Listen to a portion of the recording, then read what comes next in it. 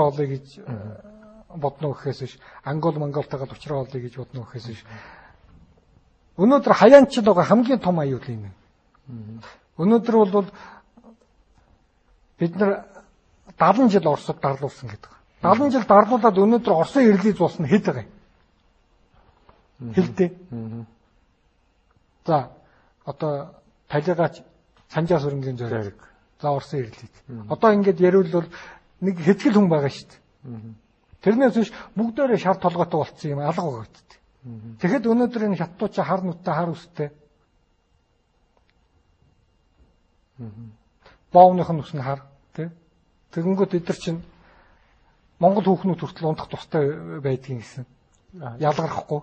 Мэдхгүй. Одоо тэгээд тий мэддэхгүй гэдэг юм уу яадгийн. Нэг шоохууц тэрээд эрийн хотод хэвтчихэд ингэх гэж байна. Тий. Чи одоо за хятадууд гэж энэ хятадын яруу найрагч нарын шүлэг номуудыг уншдаг юм. Хятадын яруу найраг мундаг шүү дээ. Урлаг улс төр тий өнөөдрийн Монголын нийгмийн байдал эдгээр чинь шаал бай тусдаа асуудал. Хятадын яруу найрагч бай дуртай. Үнэхээр Либай гэдэг агуу яруу найрагч, үнэхээр агуу яруу найрагч, Ван Вэй гэдэг агуу яруу найрагч байна.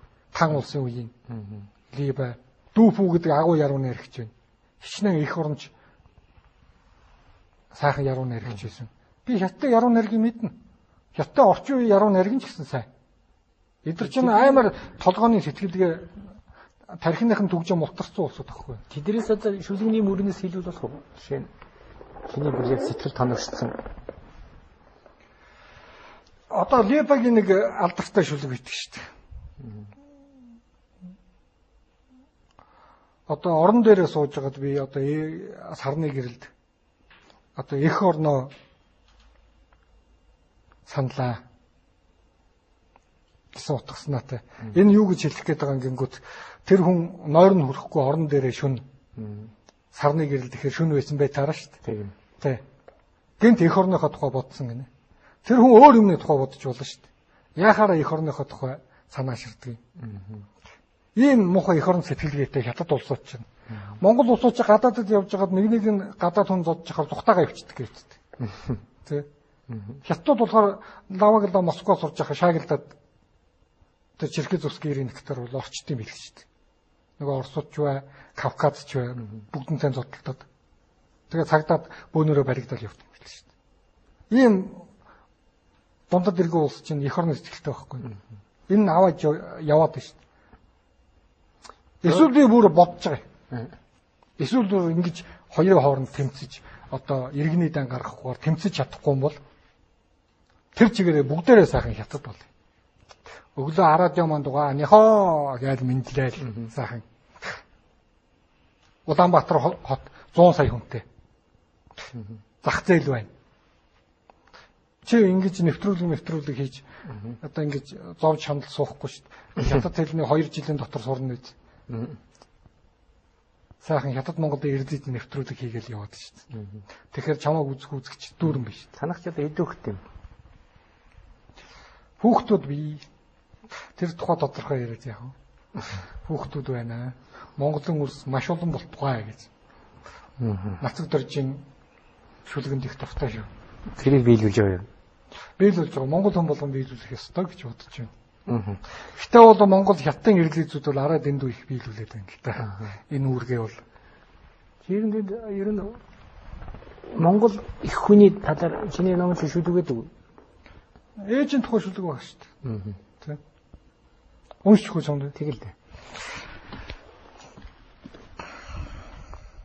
Чи яах намайг бич чадахгүй гэдэг нэг дооёолоод л байна тий. Би чиний шүлэгнүүд дуртай шүү дээ. Хүмүүс ч одоо тэгжил ярьдаг юм дөө. Одоо гол нь тэгээд монгол хэл гэдэг энэ хэл маань шүлэг өчж байгаа хэл маань байхгүй бол тийм ээ.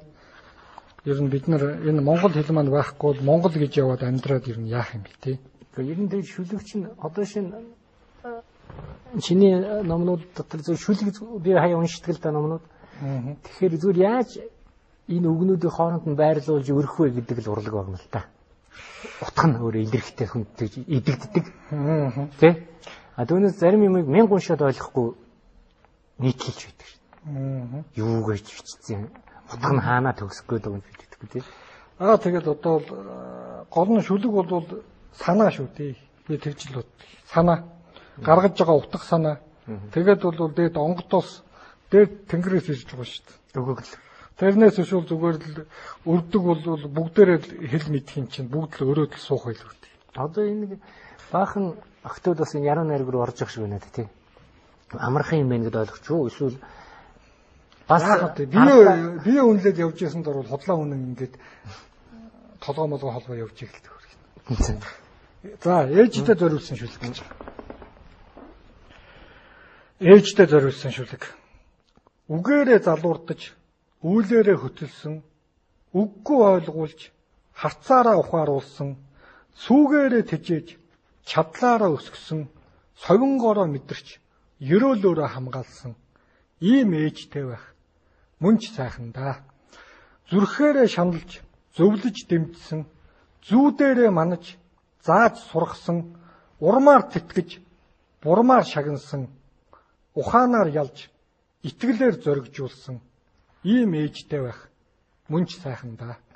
Нулимсаараа зэмлэж, инээ дээрээ баярлуулсан, насаараа зовж, араас минь санааширсан, бүдэрхэд минь түшиж, бухимдахад минь аргацсан, буян хурааж, бусдын төлөө насаа нэмсэн ийм ээжтэй байх мөн ч сайхан да.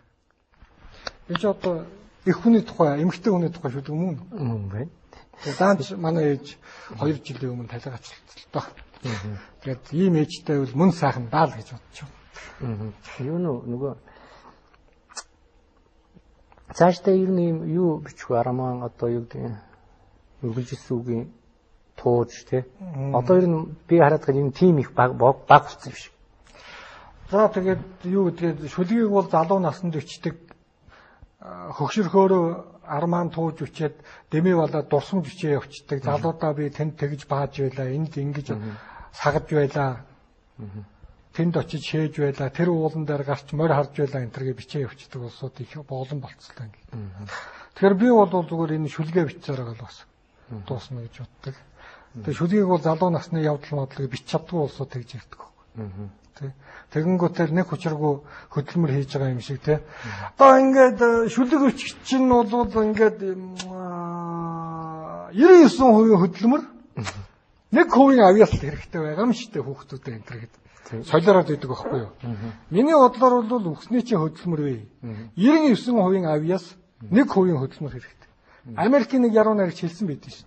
Би өөр шүлэг өчгөх зовдгүй шүү дээ. 30 минутанд бичээ хийдэг. Би үлдсэн 23 цаг 30 минутанд юу хийх юм бэ? Надаа хийх юм алга байна шүү дээ. Би одоо 24 цаг шүлэг өчвөл галдуут юм байгаа үстэй. Цаг минуттан бичээд байвал гэж хэлсэн байгаа шүү. Тийм учраас үлдсэн 23 цаг 30 минутанд энэ нийгмээ цэвэршүүлэх тэмцлийг хийх хэрэгтэй байхгүй. Иргэний дайнаа хийх хэрэгтэй байхгүй. Хүн болгон өнөөдөр Монголынхаа төлөө иргэний дайн хийх цаг ирж байна. Тэгээд яг 24 дугаар телевиз бид хамтран тархины төгжээ мотлох шиг нэвтрүүлгийг цувралаар явуулж байна. Тэгээд яг ер нь хүн хэрэгтэй юм одоо бид дээлтэй Монгол биш ухаантай дээлтэй Монгол хүн хэрэгтэй. Тэ? Би хэлээд байгаа. Дээл өмснөөр Монгол олчихгүй тийм. Тэгэхээр тэрний төлөө бас яваал нэвтрүүлэг болгоосаа гэж хүсэж байгаа. Тэгээд би тархины төгжээ номыг танд бэлгэлье. За энэ бас толь сонингийн залуучууд гаргаж байгаа энэ сонины дугаарыг бас ахаг сонины хүнд уншаарай. Манай танаад хоног хөтөлтөгөөс алтан төрөвгөн сонин тийм. Үтсээ иргэний дайнд амжилт төсөй. Одоо тэгээд чи ч гэсэн энэ дайнд захвал бэлэн. Чи ч гэсэн энэ дайнд оролцох хэрэгтэй шүү дээ тийм. Тэгээд би чанга сэлмэл бэлдээ та. Ийм CD гаргасан. Ийм одоо яруу найргийн бурхан хэлэх зөвлөгөө байна. Тийм. Бурханд хүртэл зөвлөгөө өгдөг хүн шүү дээ. Чи шүү бит бурхан хэлэх зөвлөгөөд орон битгий хуцаа гэдэг авчихгүй. Тэгвэл юм коргон гоё. За тэрийг харин бодсонгүй зүгээр ийм бурхан хэлдэг CD гаргасан тийм. Бас бэлгэлээ. За баярлалаа. Энэ хас тэмдэг юм энэ хувцас байдаг юм. Энэ хувцас байна. Манай Даяар Монгол Хөх Монгол хөтөлбөрийнх нь ер нь бол хас тэмдэг чинь Монголын юм байгаа шүү дээ. Тэ. Онцлог нь л хүмүүс их тэр хас тэмдэг наадга чинь манай гитлэр ах өөрөө зурсан шүү дээ. Өөрийнхөө гараар. Манай гитлэр ах чинь бас зураач юм шүү дээ. Энэ дотор шүлгэнүүд чигээр бүгдээ нөөсөн тий. Тий. 71-ийн шүлэг байгаа. Ер нь ийм 71-ийн шүлэгтээс